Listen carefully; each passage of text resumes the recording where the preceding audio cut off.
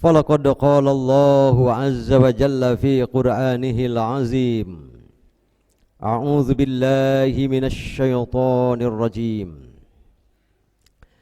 وإذ جعلنا البيت مثابة للناس وأمنا واتخذوا من مقام إبراهيم مصلى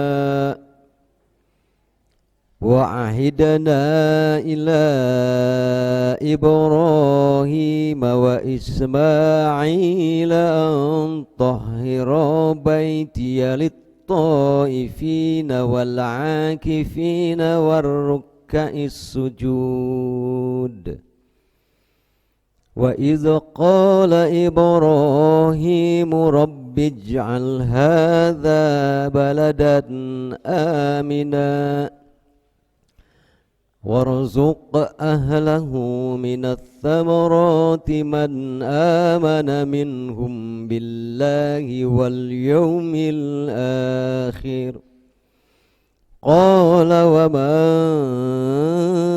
كفر فأمتعه قليلا ثم اضطره إلى عذاب النار وبئس المصير.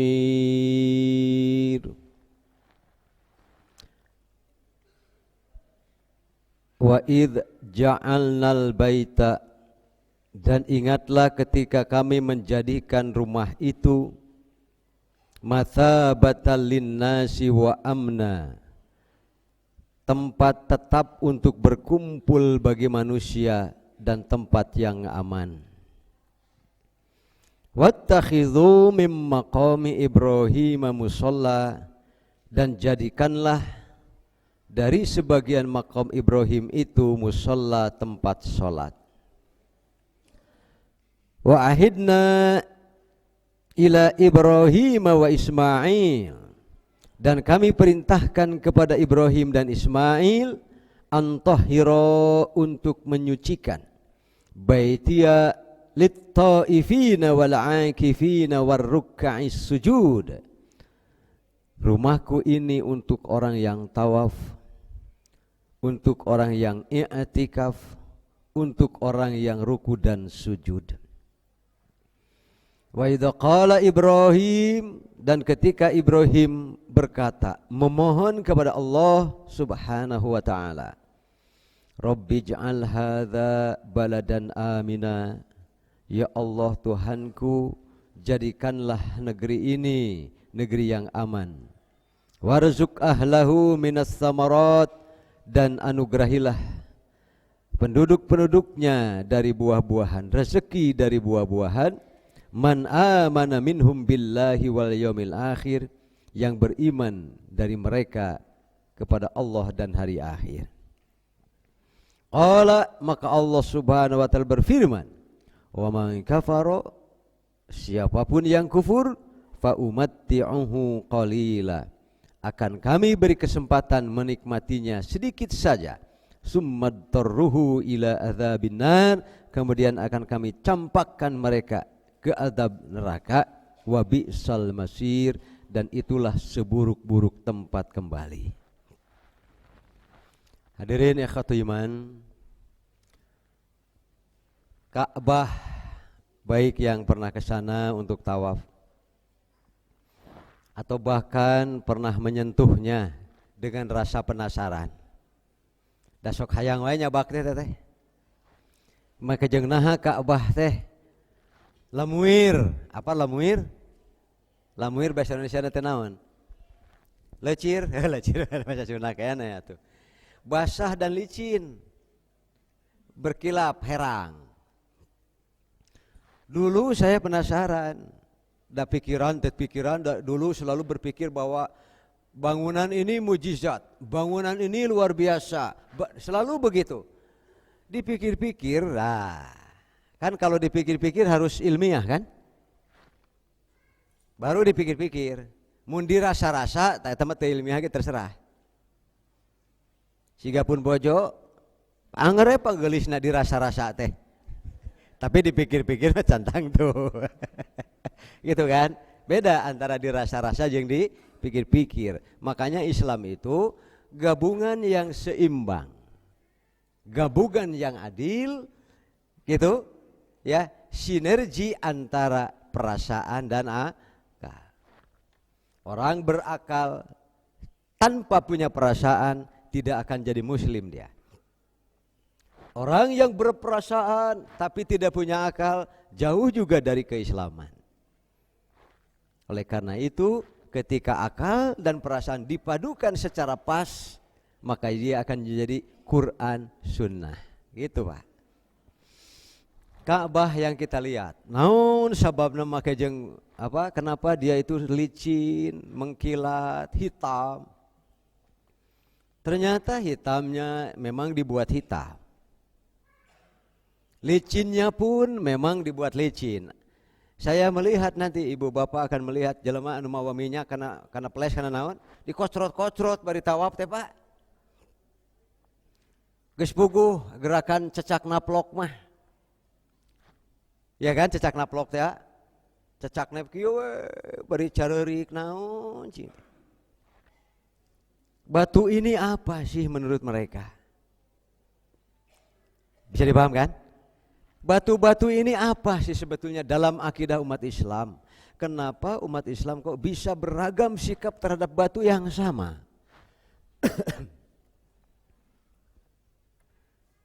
Hadirin ikhwatul iman, memang terus terjadi perdebatan di antara para ulama siapa sesungguhnya yang mengawali membangun Ka'bah. Sampai hari ini tidak pernah terjadi kesepakatan. Saya coba kumpulkan riwayat-riwayat dari siapa yang paling awal. Ternyata riwayat yang pertama kumpulannya mengatakan malaikat. Malaikat Pak. Malaikat tawaf mengelilingi arasy. Gitu kan? Ini riwayat-riwayat ini gabungan. Setelah itu Allah Subhanahu wa taala memerintahkan menunjuklah ke tempat yang sekarang. Kalau tempatnya sekarang Pak, tidak pernah diperdebatkan dari aspek tempat di situ. Tidak ada. Maka diperintahkan malaikat untuk membangun Ka'bah. Selesai, bertawaflah 7 keliling seperti yang kita tawaf saat ini. Itu namanya versi pertama. Dan secara riwayat tidak ada satupun yang sahih. Bisa dipaham Pak? Begitu.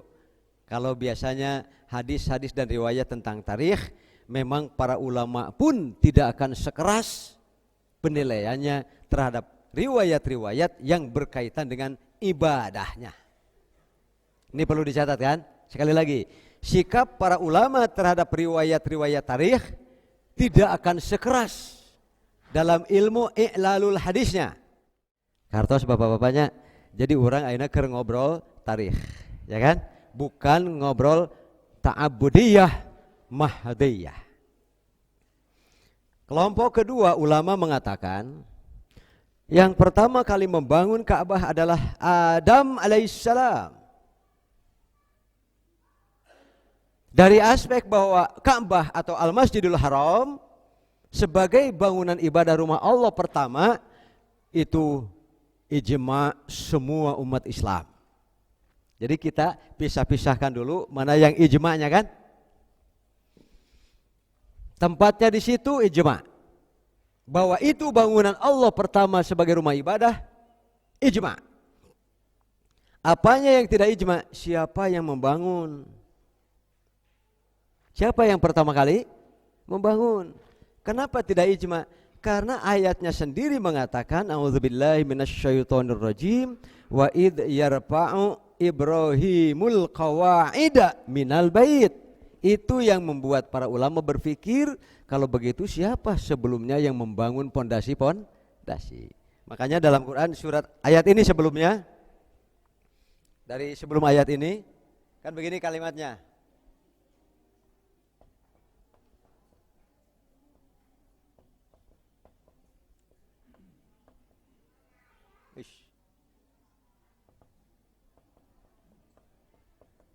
Nah ini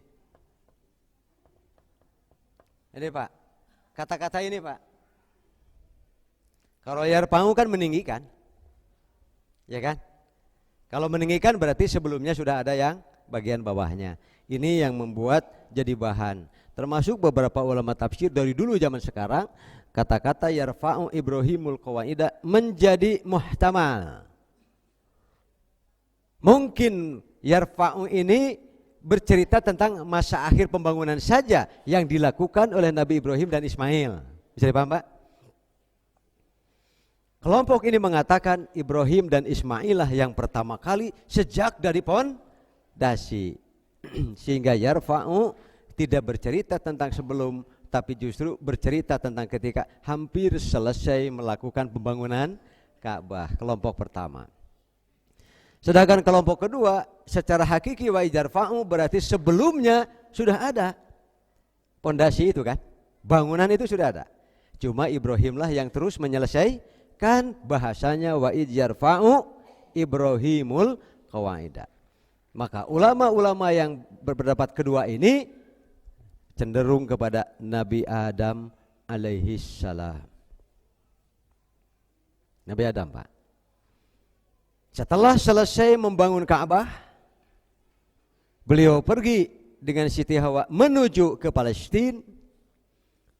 50 tahun kemudian Nabi Adam membangun Masjidil Aqsa. Hanya 50 tahun jaraknya dari selesai pembangunan Masjidil Haram atau Ka'bah, lalu memulai pembangunan Masjidil Aqsa. Itu Pak.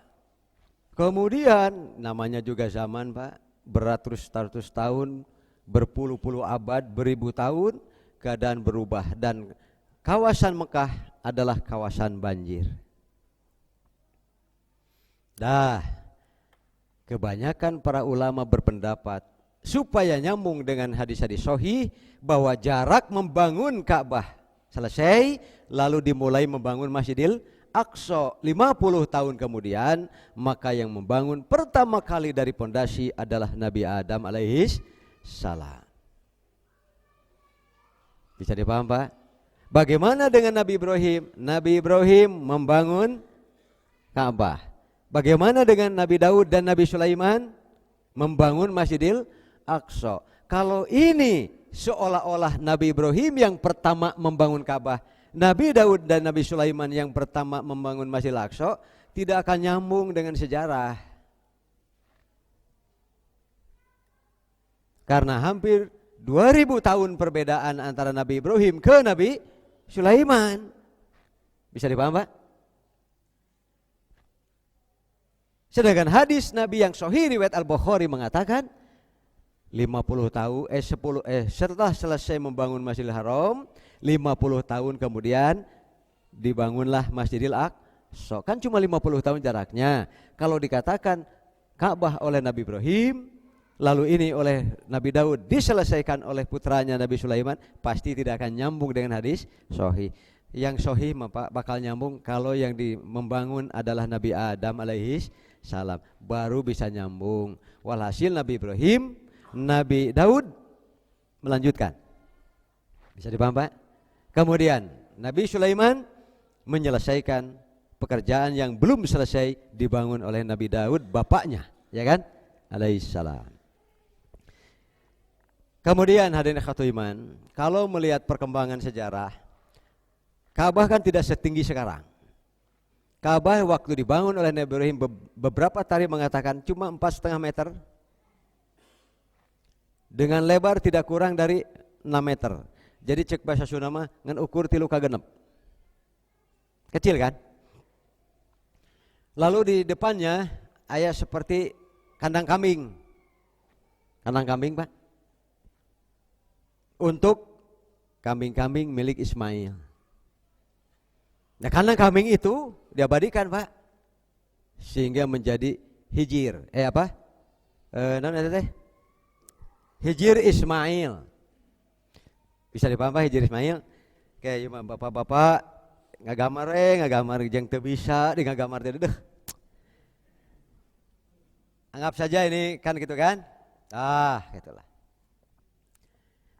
Ini kan ya Pak. Ini disebut ini Hajar Aswad. Ini pintu. Dulu pintu ada dua. Aslinya Ibrahim membangun dua pintu, di depan dan di belakang, Pak. Aslinya, cek tareh gitu. Makom Ibrahim di sini nempel. Batu, Pak. Batu wungkul, batu kotak. Tempat berdirinya Ibrahim alaihissalam ketika menyelesaikan bangunan terakhir, dibantuan dengan hanya batu segitu. Jadi Nabi Ibrahim jangkung, Pak. Nya atuh aya we meureun 4 meteran mah meureunnya. Gitu kan? Kurang lebih. Nanti lihat Nabi Ibrahim tingginya berapa, kemudian selesai. Setelah selesai baru mereka berdua tawaf. Lalu terjadi perkembangan. Kenapa? Karena pada akhirnya kan Ka'bah dikuasai oleh kaum Quraisy musyrikin, Pak. Wah, segala patung, segala dupa dan sebagainya. Sampai dalam tarikh dicatat terjadi kebakaran karena ada perempuan yang membakar dupa, sampai apinya membesar dan sebagainya, sehingga bagian Ka'bah ada yang rusak. Tingginya masih 4,5 meter. Banjir luar biasa, hampir menenggelamkan Ka'bah. Jadi sekarang saja, Pak, kalau sekarang hujan besar, saya pernah paling setengah bitis, Pak. Setengah bitis, sedang tawaf, hujan langsung besar, tapi saat itu sedang umroh kalau tidak salah tahun 2001. Tiba-tiba hujan besar, saya bawa jamaah ibu-ibu yang banyak. Ibu-ibu, ayo orang iman heula. Entong Ustaz cenah urang pakaulan. Dongengkeun ka anak incu iraha deui kahujanan ngagebret bari tawaf, kapan asa teu ngimpi-ngimpi acan. Nah, dah hadirin, mung kasarisi. Terus saya dipika selesai tawaf, alhamdulillah balik ke hotel hareeng sararea. Nah, cing teh ibadah teh nepi ka kitu-kitu teh nya. Biasa we ngiuhan heula tuh. Nanti ada keterangannya kalau ada orang yang uzur, Pak. Keliling, 1 keliling, 2 keliling, 3 keliling, 4 keliling. Ternyata ada halangan yang dia tidak bisa melanjutkan. Boleh selesai dulu, besok datang lagi, berapa sisanya, dari mana, catat. Oh pas dari Hajar Aswad, dari situ lagi sudah dari Hajar Aswad, ya kan? Mulailah dari Hajar Aswad, tambah kekurangannya. Kalau kemarin 4 kali keliling, tambah jadi 3. Kenapa? Karena tawaf tidak boleh lebih, tidak boleh kurang dari 7 keliling. Sab'atu aswad, 7 keliling. Pada masa itu mulailah dilakukan perombakan, Pak. Posisinya pun digeser sedikit, jadi lebih panjang sehingga menjadi 16 meter lebarnya. Sampai hari ini kurang lebih sekian, Pak. 13, 14, 16. Pada zaman Abdullah bin Zubair terjadi perubahan lagi. Pada zaman Al-Hajjaj bin Yusuf, waktu Yazid bin Muawiyah memimpin di negeri Syam di Syria, ada perubahan lagi. Dan yang terakhir tahun 1006 Masehi, itulah terjadi perubahan lagi oleh Utsmani disebutnya, ya kan? Kepemimpinan Utsmani, dan tidak pernah berubah lagi lebarnya, tingginya, panjangnya sampai hari ini. Jadi teteh Ka'bah teh, Pak, ya namanya bukan benda akhirat, Pak, benda dunia itu, sehingga kena lapu, kena rusak seperti benda-benda lainnya. Sekarang kenapa awet? Karena dijaga. Kalau seadanya nggak tahu kan? Ya tuh. Jadi sekali lagi Ka'bah tidak pernah berubah lagi sampai hari ini. Hadirin akhwat iman, bisa ibu bapak bayangkan Ismail dan Siti Hajar ditinggalkan, Pak. Taeta tegana Nabi Ibrahim teh, Pak. Makanya kalau hanya dengan perasaan, wah iya aya salaki jiga kieu, Pak. Mang alam-alam mang tahun-tahun. Lamun urang beurnya eta duka kumaha anak pamajikan. Minggu kemarin saya terangkan, ditinggalkan di tengah lembah batu kering dengan hanya sekeranjang kecil kurma, dengan hanya semacam 1 kompan minuman. Tapi akhirnya dengan jasa dahsyat dan luar biasa kesalehahan seorang perempuan dan seorang ibu sehingga ia menjadi rahmatan lil alamin. Sampai hari ini air Zam-Zam diminum. Coba ibu bapak bayangkan. Sekarang 4 juta lebih Pak. Jumlah jamleh seluruh dunia yang tumpah di Mekah 4 juta lebih. Kalau satu orang sehari menggunakan Zam-Zam 1 liter, berarti satu hari 4 juta liter. Kalau rata-rata seperti saya 40 hari, berarti 4 juta kali 40 hari. Ya kan? Terus dipakai setiap hari. Kemudian pulang rata-rata bawa 5 liter jatahnya Pak. Caca nu bala langor. Sup kana botol aqua. Make benang rapia gantungkeun kana beheung tutupan ku jilbab. Seri ibu-ibu rumasa. Dina tonggong aya kempis. Nupang bangor-bangorna nu hese dicarek, kompan dibulen. Kulakban sakanal-kanalna diplastikan deui, diasupkeun kana kantong anu badag Pak. Itu mah memilikan pisan. Sekalinya lagi bermasalah, 1 kloter bag besar tidak bisa dibawa pulang. Ditojo sana gitu Pak. Bisa dipaham kan? Makanya Ustad kumaha kengeng tuh abdi nyonak cai Zam-Zam. Ustad moal nyarek ngan ulah kana koper. Kartosnya eta mah geus pernah kejadian. 1 kloter enggak bisa bawa. Kenapa? Jadi semuanya Pak diperiksa. Kumaha cenah lamun kana botol-botol gitu kan? Botol dikongkorongkeun turuban. Tah eta mah pek wae. Kadituna teh mimilikan. Betul Pak, dicarek banyak yang berhasil masuk ke pesawat dan bawa Zam-Zam di dia guna ganul. Tapi juga banyak yang disita, ya kan? Kapangi cokotan simpenan, udah sampai di samping saya seorang ibu menangis. Saya sebelum take off nih, nelpon ke anakna, Neng hampura. Mate teu hasil cenah mawa ci Zam-Zam keur neng teh disita cenah ku si Askar gelo gitu. Sirik asal mengalaksanakeun tugas nu gelo teh saha teh. Ya Pak ya. Kayak jamaah-jamaah saya yang udah di sini, geus tong naroskeun deui ka Ustad. Kengeng teh nyanak ci Zam-Zam lebih dari 5 liter pek teh teuing. Silahkan. Cuman kalau disita ulah leweh. Atuh lamun berhasil nya tong atoh-atoh teuing eta ge geus sakitu. Memang ada yang berhasil, Pak. Kalau macam saya mah wah sudah enggak banyak pikiran, Pak. Bagian 5 liter we. Saya tidak mau cari masalah. Mengapa? Seringkali yang kena 1 orang tapi yang lain kena imbas. Cik pikirkeun atuh nasib nu lain gitu. Kalau kita bisa berhasil, bagaimana nanti dengan yang lain? Apakah tidak akan ada efek dan imbas kepada mereka dari kelakuan saya yang pribadi ini? Kapan ari ka Mekah teh hayang tamah soleh lain tambah pinter ngalalicik. Bisi man lacako waluciko. Piraku teh apa?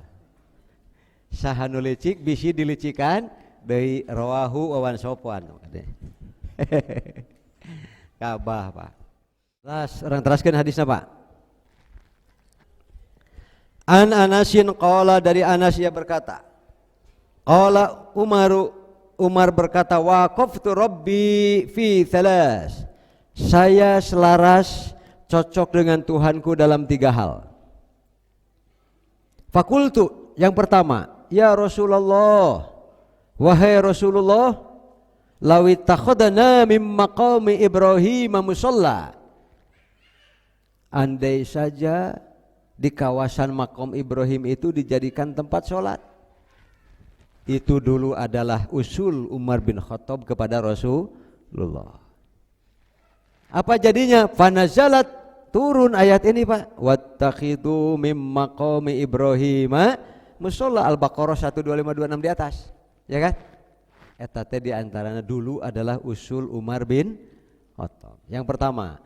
Kemudian yang kedua, Ayatul hijab. Khusus untuk istri Rasulullah mengurung diri di rumah. Kalaupun keluar tidak boleh terlihat walau hanya bajunya. Karena banyak namanya hijab. Dah, itu yang kedua.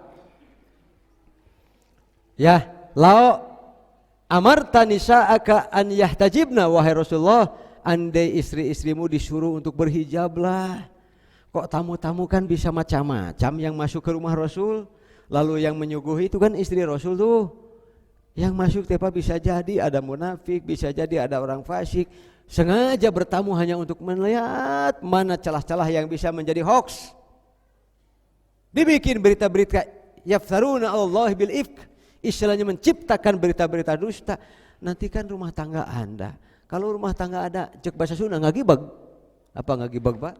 Ya terpengaruh. Bagaimana dengan sahabat-sahabat Anda? Ini akan memancing emosi para sahabat.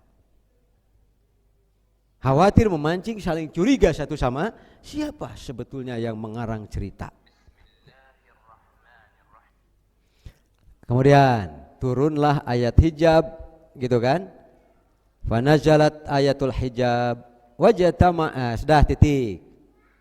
Yang ketiga, nanti ada beberapa riwayat yang berbeda. Yang ketiga, wajtama'a nisa'un Nabi sallallahu alaihi wasallam fil khairah. Istri-istri Nabi entah siapa yang memulai, biasa nama nu aranom kene teh. Yo, Nabi teh di anu-anu masuk itu. Di bumi si anu masuk anu-anu. Pan orang teh cenah Nabi teh pan lamun sakali menyuruh saja, sahabat kumpulkan satu orang yang mampu 1 gram emas, ngumpulkan Pak, rek sabaraha kintal. Ari urang cenah sebagai istri Nabi hirup teh meuni biasa-biasa kieu. Makanan kadang-kadang ada, kadang-kadang tidak ada. Ayo orang demo cenah demo. Beberapa orang bersepakat. Sampailah hal itu kepada Rasulullah, diberitahu oleh siapa?